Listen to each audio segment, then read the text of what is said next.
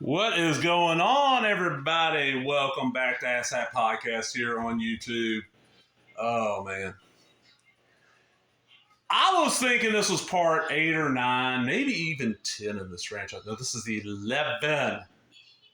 And you look at the cover, Children of the Court. No, this is not the original one with Linda Hamilton and Malachi. And one of my best friends growing up looked a little bit like Malachi. But the funny thing is, nobody ever pointed that out. We all pointed, because the same actor played, God, what was his character name? Hard Bodies. He's a guy that can flip you off in like 34 different languages. Same actor, Courtney Joyner. And he's in The Burbs. That's what everybody, man, you look like that motherfucker. This is not the one for, 2008, 2009 with Candice McClure from Battlestar Galactica. It's like a remake. This is a newer remake, but it's a reboot. It's not a remake, it's a reboot. Because they just said, okay, children worship corn god, they kill adults, that's what we're going with. None of the previous films have happened. Even though we're going to throw shit in here and be like, oh, remember this from part blah, blah, blah, and this from this one, and this from this one? Guess what? We're going to mention it, but that film didn't happen. I'll go a quick reason how I ended up buying this. Because I paid like $7 for this. It's a DVD. And my slipcase is beat down. It was the only copy they had locally.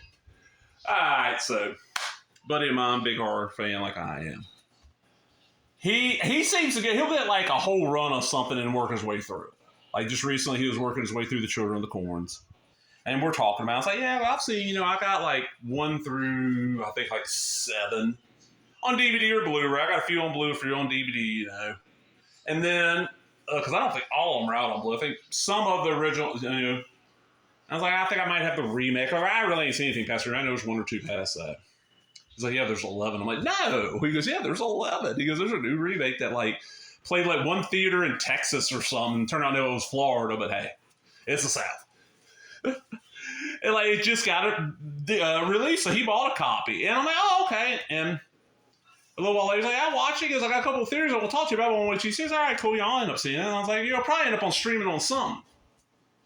Well, about a week later, I'm like, fuck it. I'm in the store. I say, I'll buy it. Then after I bought it, I get home, I get online, I'm typing up a review of it. And I go look, and it's popping up on Shudder. In like 5 days as when I'm recording this, I've had this thing for like a week and a half now. I'm like, oh man, I could have waited like 2 weeks and saw it. But I mean, I don't know, do I own all the Children of the Corns? I know I got 1 through 7, which is what Genesis, I think, is 7. I have the Sci-Fi Channel remake, and I got this one. I don't think I have like the ones that Runaway and Survivor, Teenage Wasteland. Yeah. What's some of the other ones? We had A New Beginning. Jason Lives. The Dream Warriors. No, I'm fucking with y'all. Okay, so the movie. All right.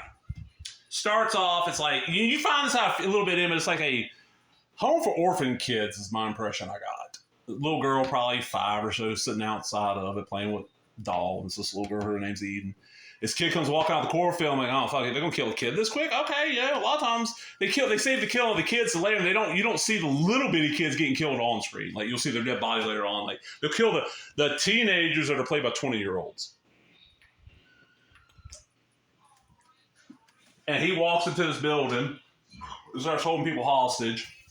The gas gets piped in, ends up killing everybody. I think they're going to knock people out, ends up killing everybody. Bodies get buried. You find out that they were paid by this big corp to grow this special genetically modified corn. And nobody wants corn, it's dying. And the company's going to we'll pay you to burn all the shit. And not use your land for 5 years. Just don't pay you more than you're making now, blah, blah, blah. And everybody's going to agree to it, and the town's kind of dying. And that's when the corn kids decide, fuck it! We're taking over. And they start taking over town. And you got your lead heroine. Because you always, and mostly, a lot of your, it's weird. Like, the Stephen King books, it's not as often as you would think if you just watch movies. A lot of the movies, you have a female heroine as like your lead. And this one, Bosselin, I think is her name. She goes by Bo. I swore up and down until way later on her hair gets like soaking wet that she was wearing just like a really bad wig. It's like, okay, maybe she had short hair, maybe her hair was like not the right color, she didn't want to bleach it because it's a blonde hair and like it doesn't match her features. Okay, something like that's what I'm thinking. No, that's just her hair and it didn't look good. It looked bad. She's kind of one fight in. They introduced a few things early on. Like one thing they introduced, and this just early on, she stumbles out on a clearing out in the cornfield. And the kids are playing. They're like, mock trial bullshit. And they got this kid up on a plank. He's supposed to walk the plank. And they're not going to make him do it. Well, there's this old car thing. They bust the window out, and this other teenager who's Bo's age, and I'm guessing 17, 18, 19, because it's like this is the summer after their senior year of high school, and she's leaving town, and he's doing it too, but she's got a job. He's got a bunch of weed he's hiding in the damn car trunk to sell, and that's his grandma's car. He's going to get out of town, sell the weed, use money to get out of town. And he bitches because they busted around, they punctured a hole in either the gas line or the gas tank. I don't remember which, but it's a fairly good-sized hole. Big enough that within, I'm guessing at least 24 hours or so, all the gas in that car would be gone, if there's that much gas in the car to begin with.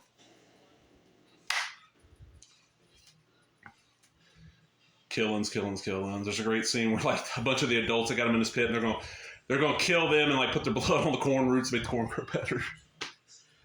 It's a Children of the Corn movie. It's gory. So there's like some eyes getting ripped out and stuff. I mean, this little girl's badass. Eden is badass. I'll give you that. And he who walks behind the rows, until you get a full view, is pretty cool. Like there's a scene early on where Eden's kind of upset. She walks onto the corn.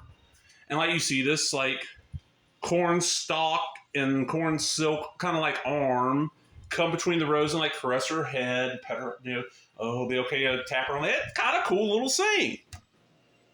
Then, and I'll give them this, out of all the Children of the Corn films, and I don't, like I said, I think I've seen them all, not 100%. It's probably some of the later ones I've not seen or seen once. I don't remember ever seeing He Who Walks Behind the Rows as much as you do in this one. Oh, another thing I want to point out is the original films, it was Gatlin, I think was the name of town. It's not in this, it's like Rylestone. And also, the original story was set in the 70s. The first film was set in the early 80s, if I remember right. This is modern day. But towards the end, you see He Who Walks Behind the Rows, and my buddy who saw it before me calls him Groot, because it does look like Groot. To me, and this is an inside joke, that one of the people that would get it is passed now, and the other one I know is not watching probably. If you are, hey, don't contact me, but hey. We had a buddy of ours that was from Iowa, and we teased him, like, we're watching one of the Swamp Thing movies, probably the second one. I'm like, man, that's him and his buddy. Look, they're going to go hang out with Corn Thing. Like, oh, Corn Thing. That's what I was calling up. He was running, oh, this Corn Thing. And then we get towards the end. And the kids realize that Bo is not on their side. And they pour gas all over and they're going to burn her up. And they can't do it because she's like, all the dust in the air will explode everything. So she manages to get away. And she gets to that car I was talking about earlier. This is, at least, I've watched this once. My time frame might be off, but it's over a day. At least 2 days since he said the thing about the gas. She gets to the car and it cranks up and she takes off. Driving through the cornfield. Ends up, the little Eden girl's in the back seat. They stop, they get out. She's going to kill Bo, and Bo's like, can I have last cigarette? You smoke? Well, yeah, I might as well start. I'm going to die anyway. So the Eden girl pops in the cigarette lighter. Bo pulls the cigarette off the dash and is kneeling down outside the car. And that's when she goes, yeah, I made sure I got the car here. And she realized she has left a trail of gas from like where Corn Thing is and all this shit, and they just explode everything. And the explosions look like something out of like a second, third year PlayStation 1 game. I was like, low budget, kind of cheesy, but it was fun. It was, the original Children of the Corn is not a great film. It's okay. It's one of those where there's a whole generation of us that saw this as a kid, as a young kid. Like I was 6, 7, 8, 9 at the oldest when I saw that. I don't remember if I saw the first one in the theater. Mostly a lot of these didn't play in theaters. This is better than a lot of those. Like, okay, real quick, for Children of the Corn, the first 4 to me are worth watching. This is on par with like parts 3 and 4 and 2. A little bit worse than 1, but not by much. So let's check out everything. We got a slipcase, and that's one of those with slipcase and covers the same. See the backs. Right.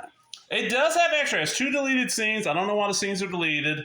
There is a cool scene where the gas that killed the kids at the beginning and the children's home I talked about. This little girl, Eden's going to gas some of the adults. Oh, there's that. You can see the hair. Okay, see this girl right here by my thumb?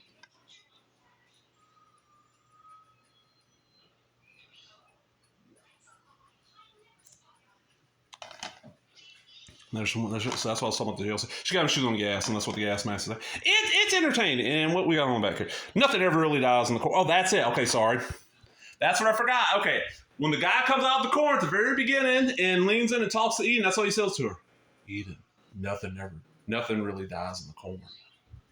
End of the film, when the explosion happens, Eden's on fire and she runs off into the corn. After everything explodes, Bo walks off and there's like a half-bird Eden that attacks her. That's it.